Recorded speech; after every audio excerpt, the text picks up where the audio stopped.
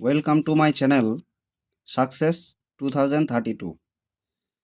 সচরাচর আমি ভিডিও করি না, ছাত্রবৃন্দদের অনুরোধে কয়েকটা ভিডিও আমি আপলোড করেছি। তো এই বছরের মাধ্যমিক যারা 2026-এ তোমরা পরীক্ষা দেবে, তাদের প্রত্যেকটা বিষয়ে সাজেশন আমি তৈরি করেছি। জানি না আজকালকার এই বর্তমান যুগে অনেক তো চ্যানেল দাঁড়িয়েছে, তো তার মাঝে থেকে আমি আমার যতটুকু সাধনা আছে তার উপর ভিত্তি করে আমি তোমাদের সাজেশনগুলো পুরোপুরি উজাড় করে দিয়েছি। তো তবে এটুকু আমি বলতে পারি যে আমার যা সাজেশন করা আছে তাতে যা কিছু এখানে দেওয়া আছে, তো আজকের বিষয়টা দেওয়া আছে ইতিহাস ম্যাপ পয়েন্টিং। তো ইতিহাস ম্যাপ পয়েন্টিংটা নিয়ে আমি শুরু করলাম। প্রথমে আমি বলে দিই যে তোমাদের প্রথমে পাঁচটা ধাপ যদিও নয়, 4টে ধাপে তোমাদের 4টে ম্যাপ পয়েন্টিং সর্বমোট আসবে। তার মধ্যে 4টে বিষয় হচ্ছে বিদ্রোহের এলাকা, বিদ্রোহের কেন্দ্র, দেশীয় রাজ্য এবং পুনর্গঠিত রাজ্য।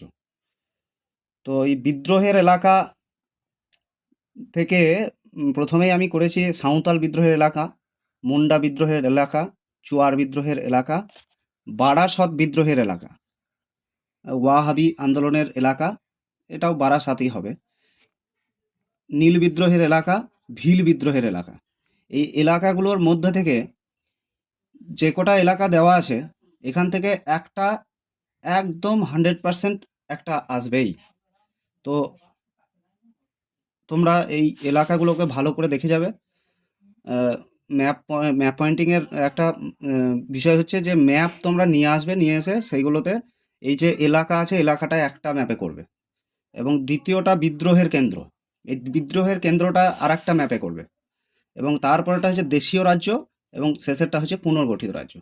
তো বিদ্রোহের এলাকার মধ্যে নীল বিদ্রোহের কেন্দ্র কৃষ্ণনগর, যশোর, নদিয়া, পাবনা, এই কোটার মধ্যে যদি নীল বিদ্রোহের এলাকা দেয়, তো এই 4টের মধ্যে একদম 100% এই 4টের মধ্যে থেকে দেবে। মহাবিদ্রোহের কেন্দ্র কানপুর, ভারত ছাড়ো আন্দোলনের অন্যতম কেন্দ্র তমলুক, সন্ন্যাসী ফকির বিদ্রোহের কেন্দ্র ফরাজি আন্দোলনের কেন্দ্র। আর 1857 সালের মহাবিদ্রোহের কেন্দ্র যেমন ঝাঁসি, কানপুর, ব্যারাকপুর, দিল্লি, অযোধ্যা, লখনৌ, মিরাট, এইগুলোর মধ্যে থেকে এই 1857 সালের মহাবিদ্রোহের কেন্দ্রটা দেবে। তারপরে চলে আসছি কোল বিদ্রোহের এলাকা। কোল বিদ্রোহের এলাকার মধ্যে এই যে ছোট নাগপুর, এই ছোট নাগপুরটা কোল বিদ্রোহের এলাকা। তারপরে অসহযোগ আন্দোলনের কেন্দ্র পাবনা। আর এই এই কেন্দ্র কোটার মধ্যে যাই কেন্দ্র দেখ না কেন, হ্যাঁ, এই কটার মধ্যে থেকেই আসবে। তার মধ্যে এই 1857 সালের মহাবিদ্রোহ যেটা আছে, এটা খুবই গুরুত্বপূর্ণ, ঠিক আছে? তোমরা এটাকে স্টার মেরে নেবে। যদিও আমি এখানে স্টার মেরে দিইনি, তো আমি বলে দিচ্ছি মুখে কোনগুলো বেশি দরকারি। এই বিদ্রোহের কেন্দ্র থেকে এইটাই সব থেকে বেশি দরকারি, যেটা ওই 1857 সালের মহাবিদ্রোহের কেন্দ্র, ঠিক আছে? আর এখান থেকে এই এলাকাগুলো তোমরা সবই করবে, মানে এলাকায় যে কোটাই দেওয়া আছে সে কোটাই ভেরি ভেরি ইম্পর্টেন্ট। এবার চলে আসবো আমরা দেশীয় রাজ্য। দেশীয় রাজ্যতে কাশ্মীর, হায়দ্রাবাদ অথবা জুনাগড় আর মহীশূর, 1, 2, 3, 4, এই 4টের মধ্যে থেকে দেশীয় রাজ্য যদি দেয়, তো এই 4টের মধ্যে থেকেই দেবে। আর সব থেকে ইম্পর্টেন্ট হচ্ছে যে জুনাগড়, এই জুনাগড়টা তোমরা কি করবে, স্টার মেরে নেবে, ঠিক আছে? জুনাগড় অথবা হায়দ্রাবাদ। 4 নম্বরটা হচ্ছে পুনর্গঠিত রাজ্য। পুনর্গঠিত রাজ্যের মধ্যে গুজরাট, মহারাষ্ট্র, পাঞ্জাব, কেরল, ঠিক আছে? তাহলে গুজরাট, মহারাষ্ট্র, পাঞ্জাব, কেরলে পুনর্গঠিত রাজ্য মধ্যে থেকে এই 4টে থেকে আসবে, ঠিক আছে? এই 4টে তোমাদের ম্যাপ পয়েন্টিংয়ে টোটাল 4 নাম্বার আছে, 4টে থেকেই আসবে। এবং এর পরেও আমি কয়েকটা এক্সট্রারে রেখেছি, তোমরা এই এক্সট্রা কোটাও দেখে নেবে এর সঙ্গে সঙ্গে, ঠিক আছে?